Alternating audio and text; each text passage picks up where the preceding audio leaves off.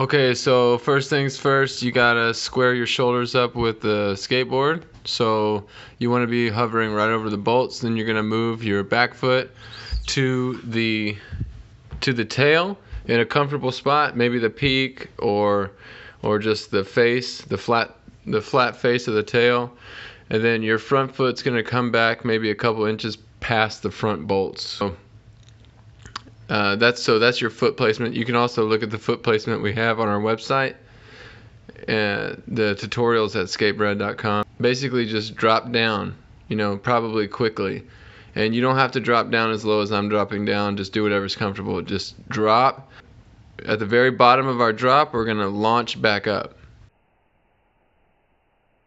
Okay, we're launching on both feet, and then we're ending by launching off the back foot, the pop foot. So front foot comes up first, the pop foot is still down below trying to pop off the ground, and then now we've got our vertical launch. So we're just like a rocket in the air here. So now the front foot is going to do its job. First it got out of the way for the pop foot to do its job. Now the front foot is going to level out the front as the pop foot sucks back up the rest of the way to catch up to the kick foot there.